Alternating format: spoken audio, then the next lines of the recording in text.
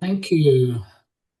Can I just check that you are seeing the screen now? Is that correct? Yes. Yep. Okay. Thank you. A pleasure to be here, as always, with colleagues from the early childhood intervention field. And I'm here to share with you some thoughts and work that I have been involved in concerning core care conditions for children with developmental concerns and delays, and to have a look at the implications for policy and practice. A bit of background. I am a child psychologist by training with practitioner experience in early childhood intervention and policy and research experience over a long period.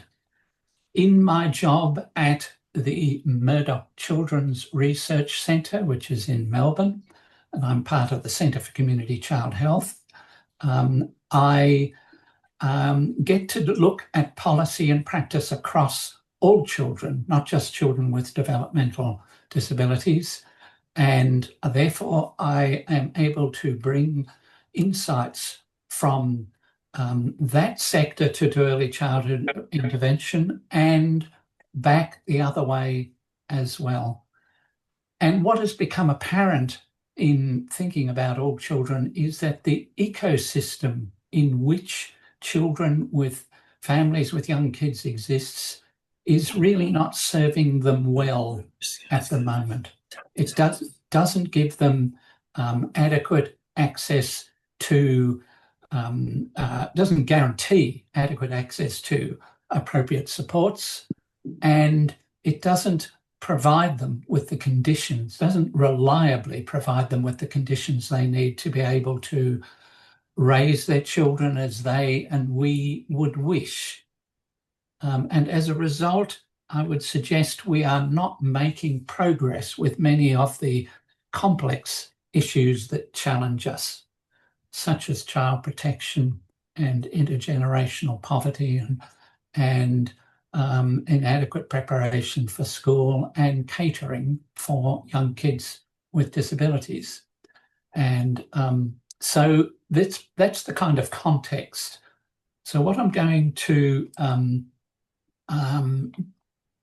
present is, I want to talk about the impact of the environment on functioning and development, core care conditions needed by children, parents and families, the implications for early childhood intervention services and practitioners, the implications for the early years ecosystem.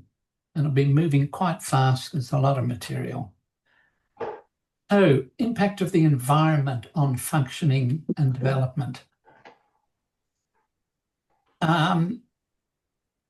All human development is contextual.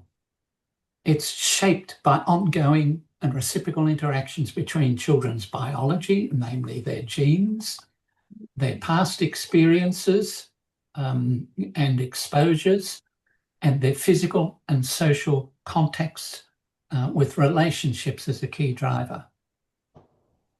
But behaviour and functioning at any point in time are influenced by the immediate social and physical environment as much as by past experience. So this is a key point. The environment matters at all times, and it changes how we behave and how we can function. But it becomes progressively harder to shift trajectories over time. So doing it early, providing optimal conditions early is paramount, which is our rationale, our raison d'etre in early childhood intervention. Early behaviour and functioning are predictive of later behaviour and functioning, but that's because the environments that kids are in remain unchanged. If we can change the environment significantly, we will stand a chance of getting better outcomes. That's what we try to do in early childhood intervention. This is the Uri Bronfenbrenner model, which you will be no doubt familiar with, that shows how the individual nested in their immediate family and then their wider circles are shaped by those interactions with those family and with the wider ecosystem and with the norms and values of the culture. Interesting to see that's been put in there. So social determinants shape our health and disease. Social determinants are the social, economic and environmental conditions into which we are born, grow, live and age. And they shape our health and broader life outcomes. And there are social gradient effects, so that the lower one's social standing in life, the more you are exposed to adverse social, economic and environmental conditions, and therefore the worse your health and other outcomes are likely to be. And this isn't just to do with disparities between the poor and the rich. It exists across the entire socioeconomic continuum. It's a gradation. At any given point along that continuum, one is likely to experience inferior health outcomes to those above them. And you can find areas within cities where life expectancy and health outcomes are dramatically different in those areas compared with more well-off areas. And this is independent of access to healthcare. It's not access to services that's making the difference. It's the conditions under which people are living.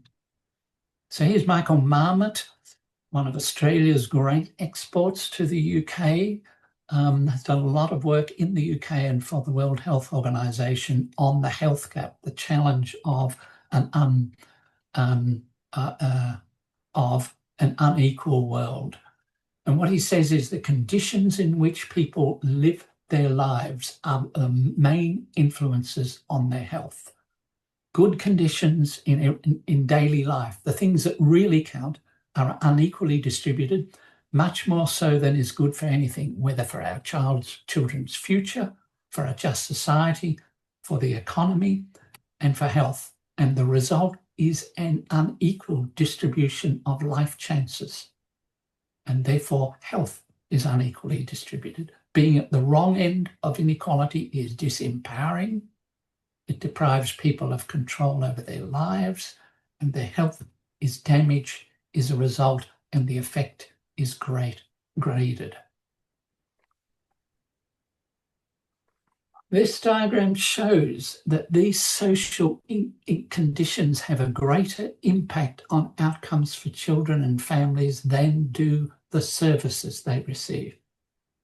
So you'll see on the left that the social and societal characteristics and the total ecology takes up more than half of the contribution to population health, that medical care and which is the services for health, only count for less than a quarter, that health behaviours and genes and biology contribute as well. So this is salutary, I think. This is telling us that what matters, what produces the outcomes, are not the services. They play a role, but they're not the major determinant. This shows that not only do we need to think about social determinants, shown there on the left as contributing to the trunk and the branches in this tree, we also have to think about the roots and the soil. The roots are the structural determinants, the way that racism or sexism or ableism are built into our structures, such as and then there are the cultural determinants, which are the actual belief systems. So on the right-hand side at the top, the health and well-being, and then the quality and use of services are the leaves. That's us. That's early childhood intervention. So we come in quality and use of and what we're trying to produce is health and well-being in the families that we work with. The things that are contributing to those health and well-being outcomes are on the left, the social determinants, also the structural and cultural determinants. A striking book summarising the research done over the years by the wonderfully named Dr. Arlene Geronimus looked at the impact of systemic injustice, which takes physical, oftentimes deadly toll on Black, brown, working class and poor communities. This is US research. She calls it weathering. These people are disproportionately more likely to suffer from chronic diseases and die at much younger ages. And this has more to do with how society treats them than how well we take care of ourselves. Poverty plays a role.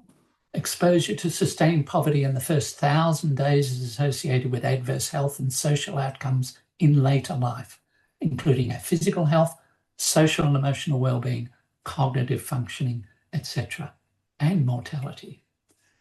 Persistent poverty in the first 1,000 days has a cumulative negative impact on development, but prolonged poverty during later stages of life is less likely.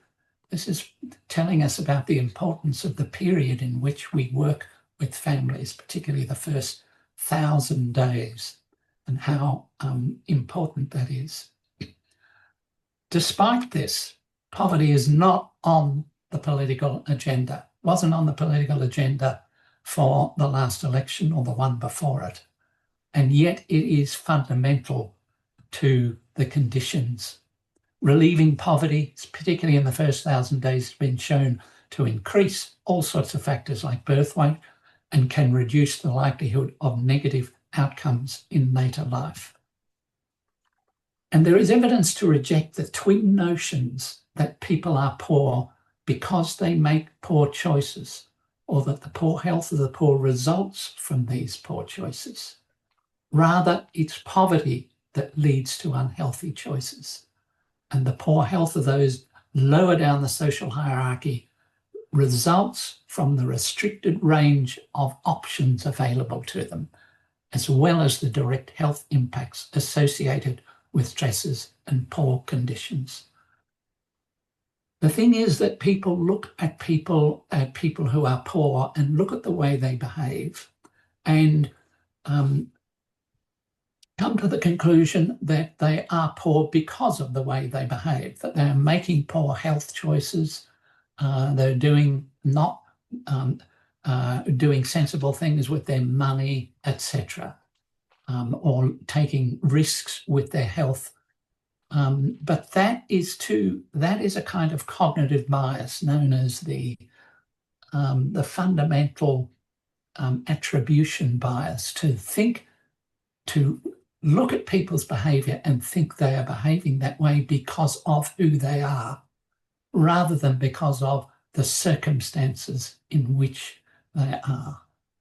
And that's what happens. We tend to do that. But really, if we were in that situation, it's very likely we would no longer be able to make the kinds of choices that we now make about our health and so on. So, according to the World Health Organization's Commission on Social Determinants of Health, which Michael Marmot chaired, action to promote health must go beyond health care. It's got to focus on the conditions in which people are born, grow, live and age, and on the structural drivers of these conditions, namely inequities in power, money and resources. And that's got to involve the whole of government, civil society and local communities, etc. It will also take a dual focus on the health of the planet and the health of human societies. Just in case you didn't know. Okay, so here's the background to this whole idea, this notion that we need to focus on the broader environment, the core care conditions that are needed by children and families. So I had a look at this in this paper published last year and looked at the evidence around what do we know about the core care conditions that children and parents and families need? What are they? First of all, core care conditions are the key features of the social and physical environments in which young children and their families live that are known to be important for optimal development and functioning. So what I tried to do was to identify these developmental circumstances or conditions so that we could use them as a template for reconfiguring the early years environment to ensure that all young children and their families are provided with these conditions. The rationale is that all human development is contextual, that the health and well-being of children, parents and families are strongly shaped by the social, economic and environmental conditions in which they are born and grow, that these conditions have a greater impact than do the health and other services they receive, that the conditions under which families are raising their kids shape the parents' capacity to provide children with the conditions that the children need to flourish. So this is the important point. We have to think more than just what is it that children need. We also have to think about what the parents and the families need, because their capacity to do the right thing by their children is shaped by the kind of conditions in which they are living, the support that they have. The ability of families to provide the nurturing care their children needs depends upon the nurturing care they themselves receive. I'll come back to this point. So core care conditions for children and families, this is what I came up with. So I've divided it into children's needs, parental and caregiver needs, and shared child and family needs. I hope that resonates with you as early childhood intervention providers when you are thinking about the child and family support plans and the importance of not only focusing on what the child needs, but also thinking about parental needs and the needs of the family as a whole. Let's have a look at what these are.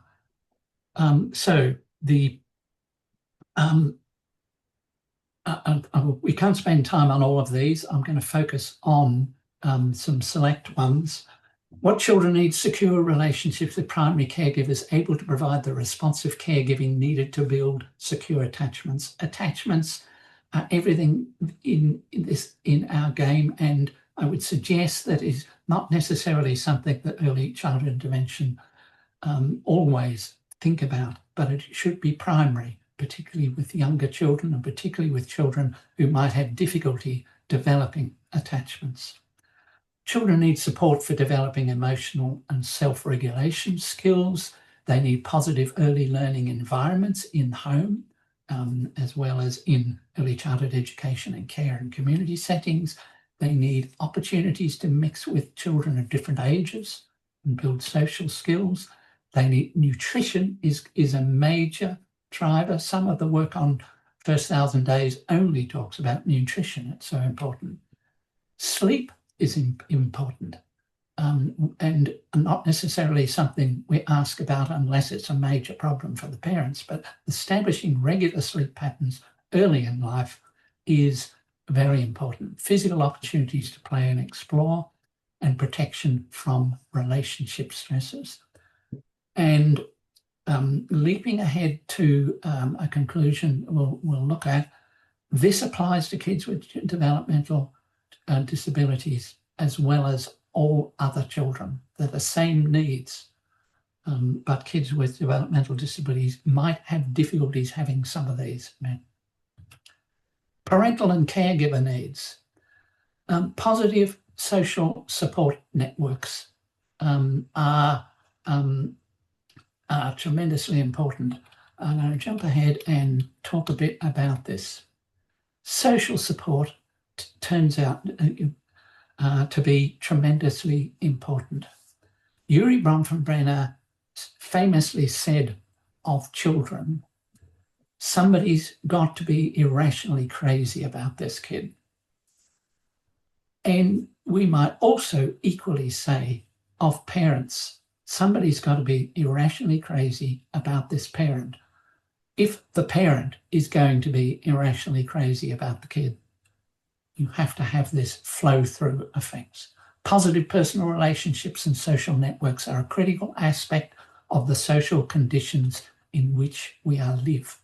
We are biologically wired to connect with others, and our health and well-being are shaped by the quality and extent of our close personal relationships. Loneliness, social isolations, threat to social safety are major contributors to mental health, physical health, and social problems. And positive social support has many beneficial effects on parenting. Positive social support involves both emotional support and practical support. And in many cultures, practical support takes the form of shared parenting. Here's Robin Dunbar, an evolutionary psychologist who's done work on determining how many friends you can have. And he divides them into these circles. In that intimate one, right in the center, we have, on average, we have 1 or 2 people who care irrationally about us. It could be a parent, it could be a best friend, and most likely to be a partner or spouse. Around that, you are likely to have a group of close friends, and beyond that, a number of people, a group of people who you see regularly who might be other parents in a similar situation, have got young kids or might have kids with disabilities. And as you go out, you reach the number 150, which is known as Dunbar's number, which is the maximum number of people that you can actually meaningfully know. But it's this inner circle that's most interesting, I think, to us. Parents need to have that inner circle. They need that positive social network, and we need to be thinking about how to ensure that they get that kind of support. It needs to be something that we think about, something that we talk to them about, and providing them with opportunities. Our society doesn't guarantee ways of doing that.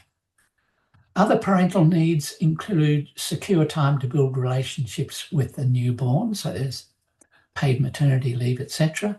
Safe and easily accessible places to meet other families, access to relationally based family-centered services, access to universal services, so that services are now coming in here, access to specialist support services, including early childhood intervention, information about childcare and development and support for managing the challenges of parenting, the availability of learning opportunities to build personal capabilities. The parent's journey, life journey, has got to continue and not be restricted to the care of their own child, and the inclusiveness of the immediate social environment, the absence of racism and discrimination.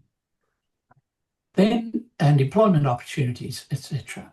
Then we've got the shared child and family needs, and this is where we jump into the social determinants, because this is housing, financial employment, healthy physical environment, safe and easily navigable built environments, ready access to family-friendly recreational and other facilities, healthy food environments, access to support services, and the inclusiveness of the wider society.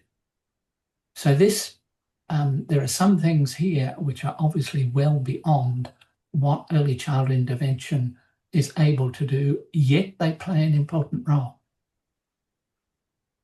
If the notion is that if the child's core care needs are met, and as are those of the parents and caregivers, and the family needs are met, all children and families are thriving and flourishing. That's the goal.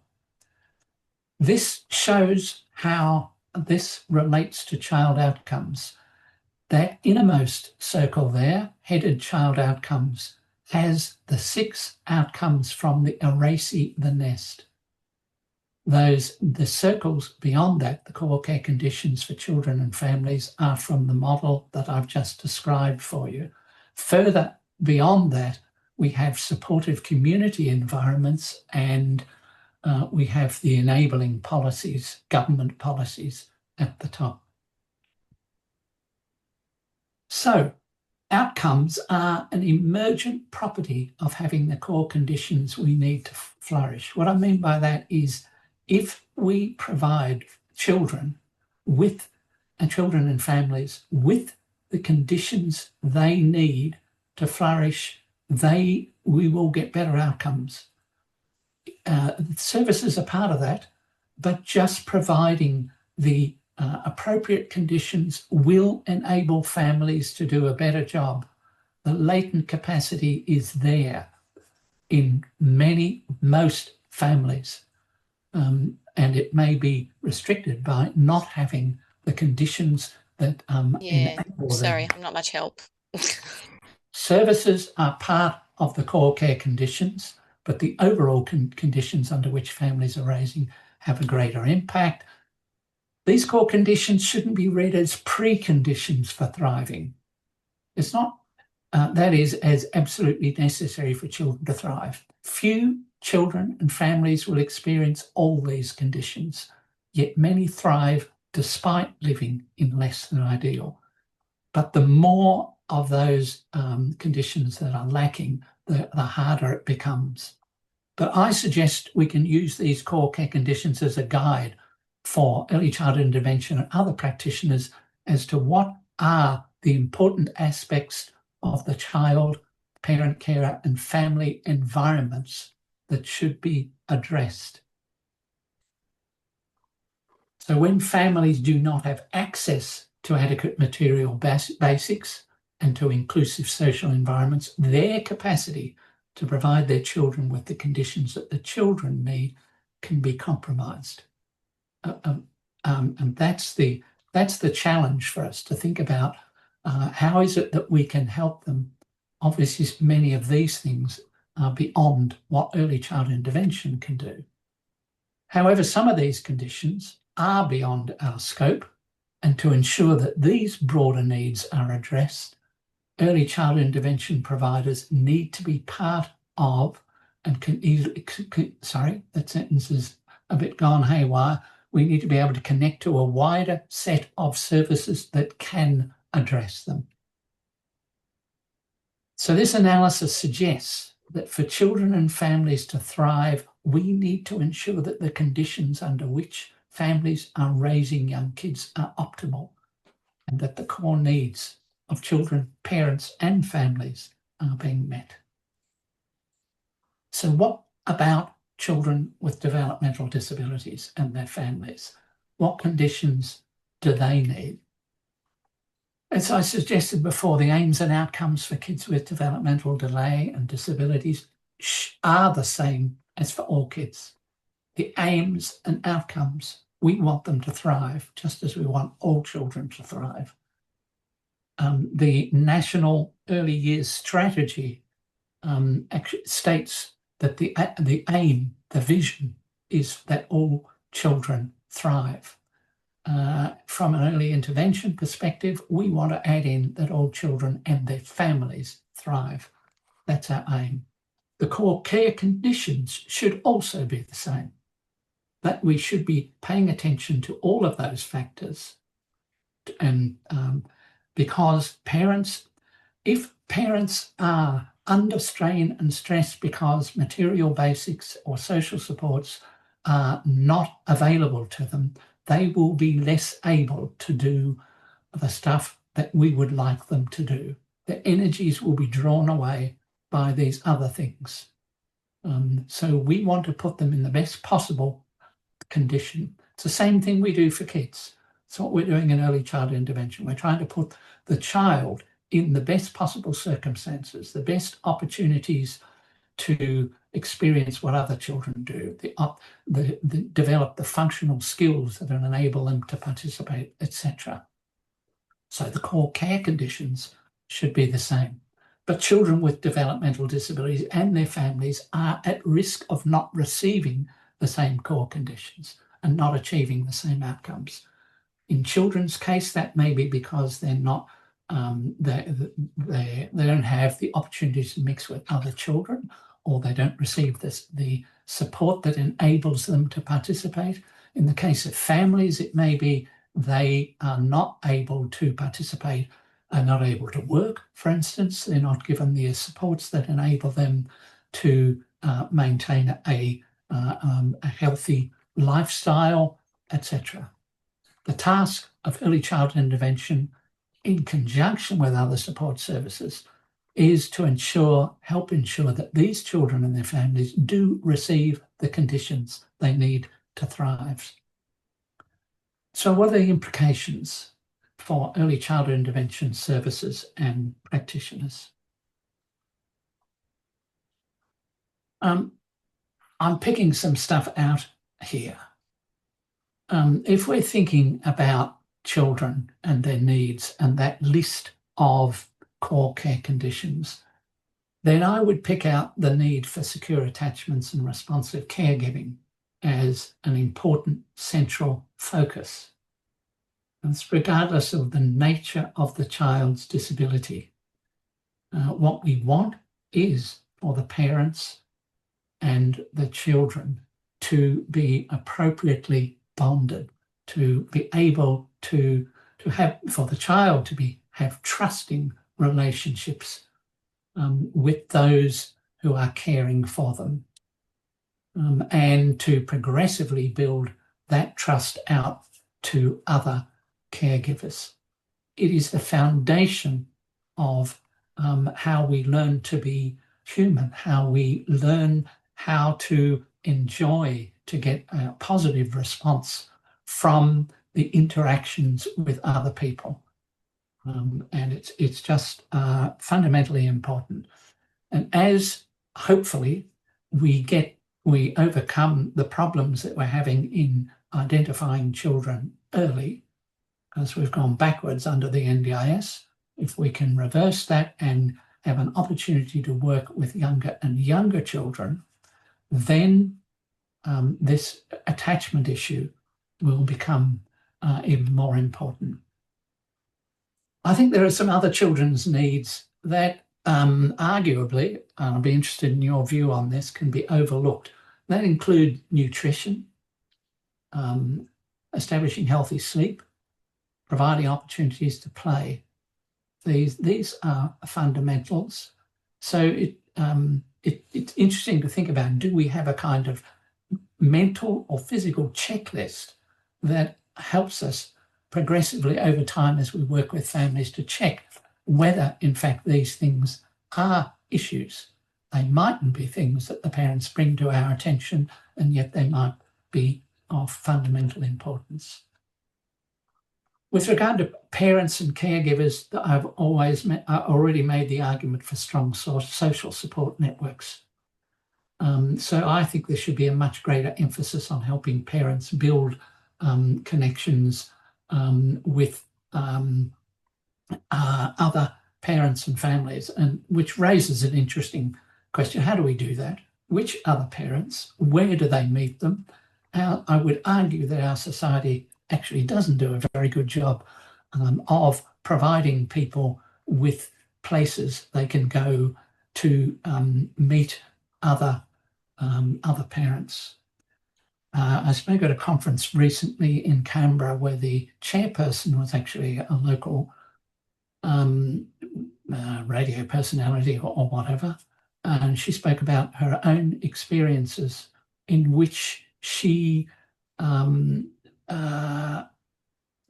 put with her kid in a pusher and resorted to walking round and round the Manuka shopping centre. It's a square of, and she just did it endlessly because she had nowhere else to go from her house. She said when she stopped for coffee, she found that her cup had written on it, "We see you. We know what you're doing, and we sympathise." So it's this issue of how building connections is tremendously important. Evidence also indicates that a major factor in determining parental health and well-being is time. Parents want time to spend with partner and with friends. They need time to get enough rest. They need time to care for themselves, etc.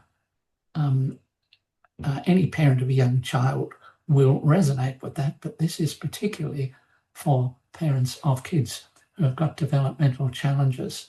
So when we're thinking about the work that we're doing with families, we need to take into account what demands are being made upon the parents' time. How is it possible to create time in their schedule? So we've got to be careful about not overburdening them with what we ask of them.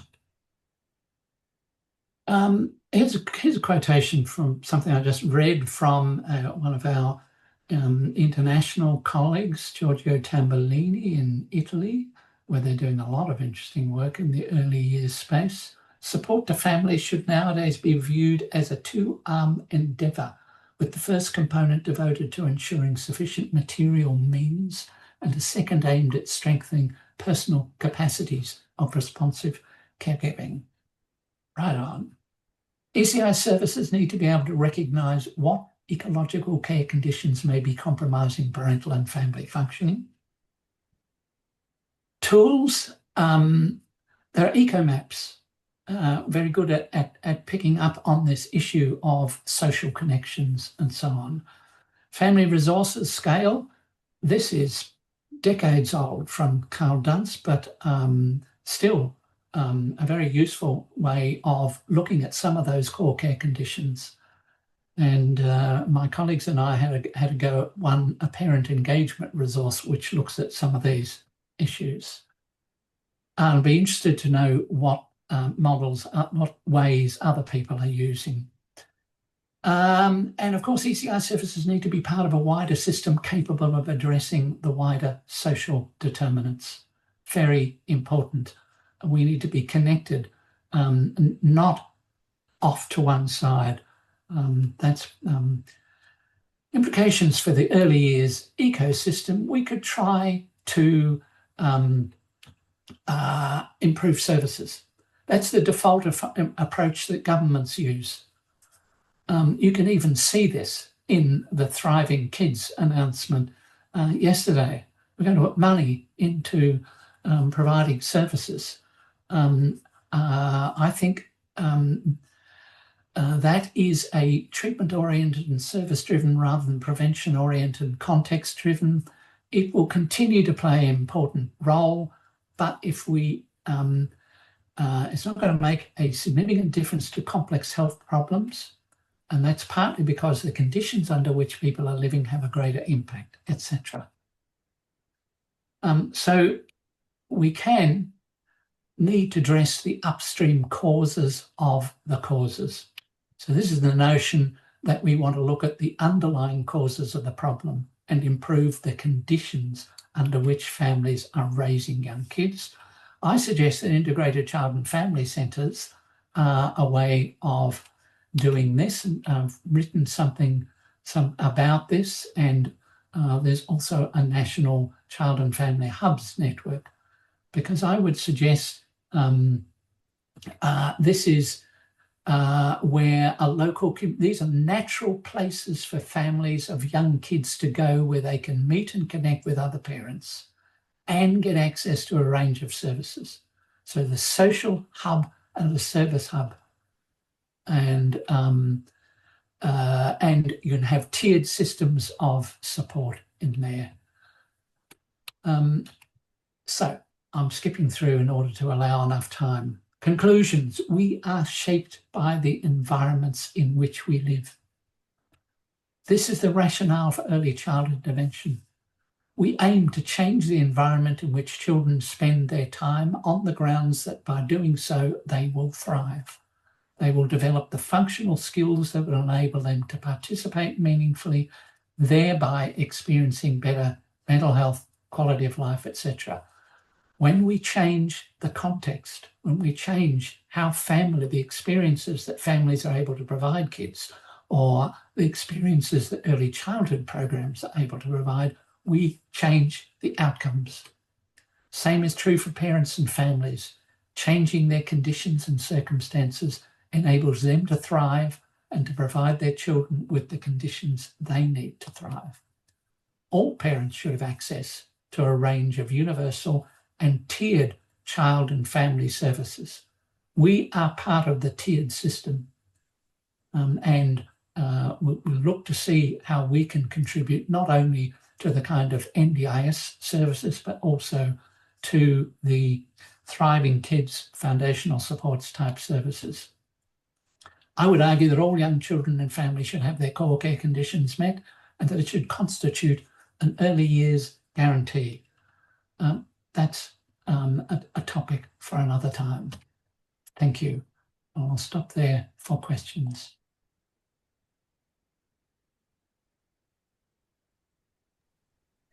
Thanks, Tim. It's Denise here. We haven't got anything in the chat at the moment, but people, you can feel free to raise your hand or just come off, come onto screen if you have got a question for Tim. Provided a lot of information there, Tim, and I think a lot of points for us to consider when we're working with children, but also and families, but also that connection with other services. Eureka's asked, can you please talk more about the social or service hub? Sure. Every jurisdiction in Australia has some form of child and family centres. Tassie's got the early years centres, etc. They are often in more disadvantaged areas. And there's a lot of interest now in building upon those, in ensuring that the services that are delivered through those centres are integrated. This is a major problem. We're aware of it in early child intervention, where the kids that early child intervention practitioners see often have to be seen by multiple services. And that's a challenge for the parent in being pulled in all directions. It would make it much simpler for them if the services were in a single location which provided childcare and maternal and child health services and other services, which in some of the hubs include things like welfare support or legal advice, financial support, housing support, and so on, all the core care conditions that we've been talking about. It's not easy to do, but the integration of services through hubs looks like one of the ways we're going. Some states like South Australia are committed to building new hubs because they see that as a way. They're still locating them in the more disadvantaged areas. I would argue that everywhere needs it, partly because of this notion of place. The social changes that have occurred over the last half century have significantly altered the conditions under which we're raising young kids, and the service system hasn't really been able to keep pace. We need to think about, we need to start from thinking about child and family needs and how to create those conditions. And I would suggest that what we have to think about is, where do families meet other kids? The question that I would ask of any family is, of a young kid, is where is the place that you and your child go on a regular basis that you both look forward to going, where you meet other kids and other families? If they can't answer that, I can't tell you what it is, I suggest that that's a problem. So we need places. Similarly, the services need places. If they're going to integrate with one another, then it can be done more easily if they're in the same place. It's no guarantee, but it can be done more easily. So that's, I would suggest, a journey that we're on to create places that are both a social hub and a service hub. I've been to places like the Tasmanian Child and Family Centres and spoken to parents there and asked them, what would you be doing if you weren't here? And they said, I'd be at home going stir crazy. It's the same answer as that mum who is resorting to wheeling her kid round the shopping centre because she had nowhere to go. So that's an interesting idea, that that a social hub should be a place you can drop in at any time, not just for services. If you're going to do that, you're going to have to co-design it with families, not design it for them. You're going to say, what sort of place would you feel comfortable going to if you were going to meet up with other families? So that's part of the to me, this is just family-centred practice turned into community-centred practice. We're going to be thinking about how to apply the principles that we apply when we're working with families to a wider community, and think about what are the needs of families.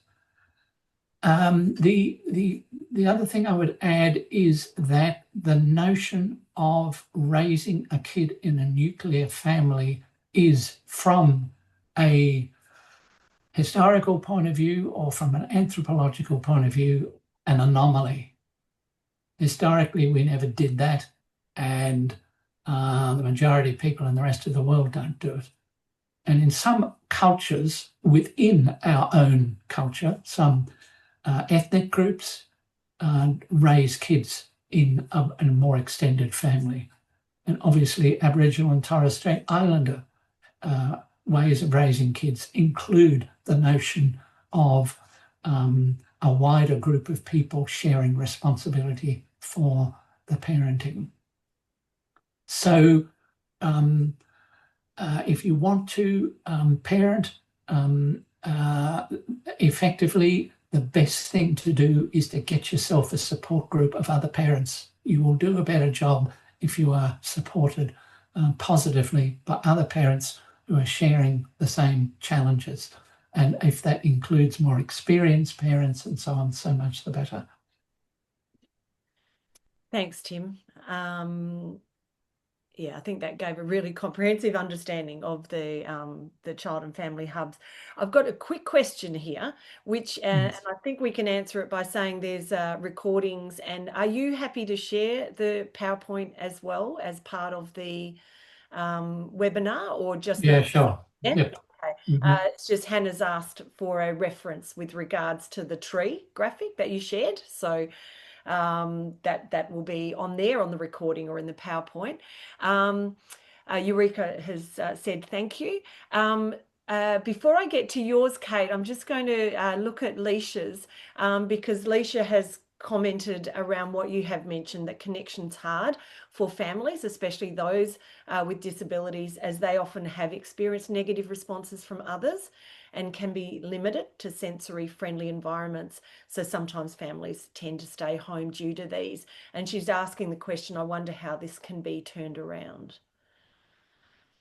Yeah, we don't have the answer, but the families might. The key to me in families who are not making use of services, whether they've got children with disabilities or not, is that somebody's got to make a connection with them. This is an outreach kind of thing. Somebody's got to find a way of knowing where there are families who are not connected and linking, making a personal connection with them and exploring with them what might be possible and seeing if it's possible to link them with other families in a similar situation or whatever. This is co-design. This is the way we want to work in early childhood intervention anyway. Yes, there are families who don't necessarily want to march boldly into a place full of other parents without knowing anyone. They need to be brought in carefully, preferably by someone who's already making use of that service. Connecting with other families with disabilities is important for some parents because their social support connections may fall away once their kid's got a disability, because some of the people who they were friends with actually turn out not really to be able to help in this situation and stay with them. But other families don't necessarily want to mix with other kids with disabilities. So we've got to take our cue from the parents themselves and have options for what might be available. You can't tell beforehand where families are going to find the connections that are going to prove important and valuable for them. You've got to give them options, and they may try different options until they find something that works for them, which might be a facilitated play group or a parenting program or just a support group. That's the kind of thing that you can more likely to be able to explore if you've got a place where you can have. It doesn't have to be a single place, by the way. We can have places, but they do need we can't keep trying to get services that are funded all over the place so that parents have to go to where the service is. We've got to think about, where is it that the parent feels comfortable? Let's take the services there. Thanks, Tim. There's a lot of comments that are, I guess, reinforcing and what you are saying, and also lots of positive feedback about the information that you've provided. I'm going to go back to Kate. Kate has asked a question, and it's in relation, I guess, to the announcement on Wednesday. Is it too early to talk about early childhood educators have a plan to respond to Thriving Kids plan that Medicare funds contribute to interventions for children with developmental delay? I know that we don't necessarily have a lot of information about what is behind the Thriving Kids program, but over to you. Right. Yes. We don't know a huge amount at this point. What it looks like is a rebadging of foundational supports. We're assuming that's what they're talking about. It's Minister Butler taking a big stick to the states and territories and saying, shape up, you've got to contribute to this. So we've got some things that need clarifying, whether they're still talking about foundational supports and therefore about general foundational supports, which would be a service that will be available to any parent who has a concern. And we would argue that it should be without any eligibility requirement and without payment and without any kind of jumping through hoops. If you've got a concern about your kid, then you should be able to access the next level of service. And so the question now becomes, as we go forward with this exploration of foundational supports or Thriving Kids, is, okay, who runs that? Where does it occur? How's it funded? Are we going back to commissioning agencies to provide those kinds of services and so on? So that's an interesting question. Then there is the issue of what was previously referred to as targeted foundational supports, which are the supports to be provided for children who have developmental disabilities, but who are not severe enough, no longer fit the NDIS criteria, which is currently still being revised, but which is meant to be severe and profound chronic conditions. So we're dependent upon establishing what that looks like before we can determine what the targeted group looks like. But early child intervention services certainly play a role in that space, because those parents do need help. These kids do have developmental problems. So we're in the business of thinking about what that level of service will look like and how it differs from the NDIS level.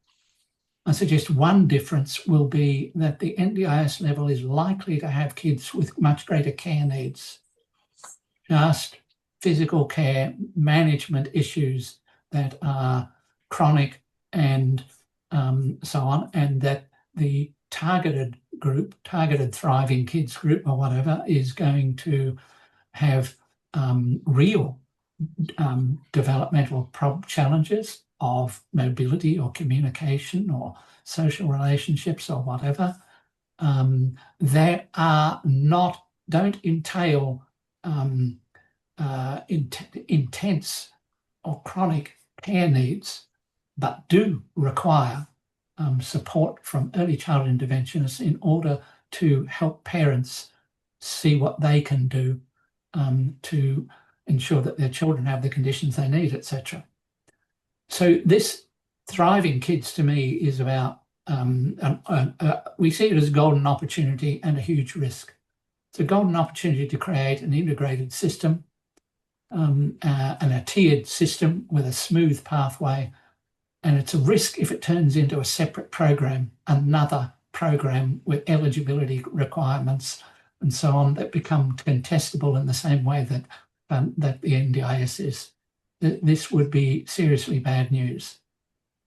So we will be using our influence, our powers of persuasion, our connections with to prosecute that kind of case. And PRECI will be certainly, and the paper that Denise referred to will pick up on this theme and look at, that's work that we all need to do collectively. Hopefully we can get a seat at the table to make a contribution. Certainly we ought to be there. I think that's, I'll stop. Yes. No, otherwise I won't. Yeah, no, that's great. Thanks, Tim. Look, again, there's a lot of positive comments in the chat. So yeah, asking the same questions has just come through from Kate. Go get them. Somebody has, Elizabeth's also said, but there's only one question, and I know people might need to leave. It's a little bit out of our age group, but again, I thought if people wanted to hear this, and it will be on the recording.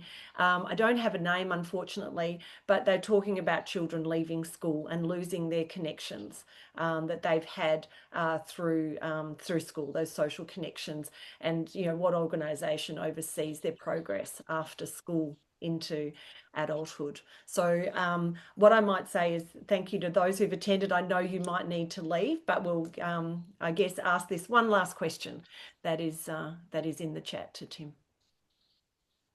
Yeah. No, one of the odd things about kids about disability is that the incidence of disability is highest in secondary school, and that it falls away afterwards because society has niches for people. It's a more flexible environment, whereas really schools are pretty forgiving in the way that they're structured. How to maintain contacts. Again, to me, this comes back to place. Our society's connection with place have been weakened by the various social changes that have occurred and the demands that are upon us, work demands and so on, so that there aren't places within society for people to go. Yeah. There are if you go to sporting clubs or if you go to various activities, but finding a way to those and having community hubs of one kind or another at an adult level look to me like places that we should be also fostering. So the notion of a hub is not restricted to early childhood intervention.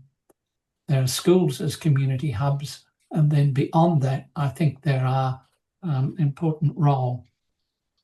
Is that going to be enough? That is no guarantee that kids with developmental problems will find their place, but I think I would suggest that having a place where the community sees as being a resource is a way in which we can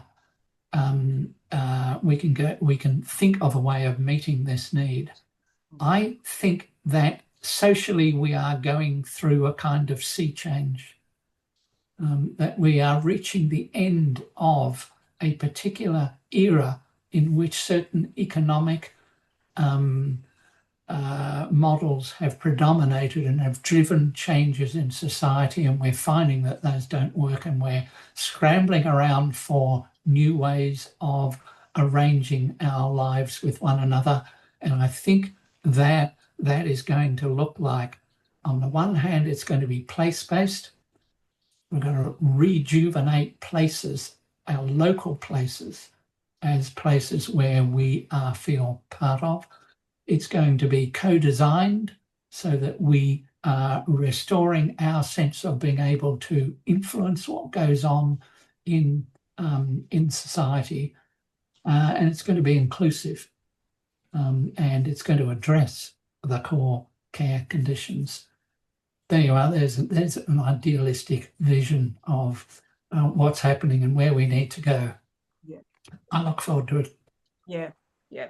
No, look, thanks, Tim, and look, thanks everybody. I think we've gone a little over time. So thanks again, Tim, for providing such comprehensive information. I think that last question as well really talks about that responsibility and support that's also needed for transition, isn't it, from one area, to another. So again, thank you everybody for attending. Thank you, Chris, as well, for being in there on the chat and doing some important background work.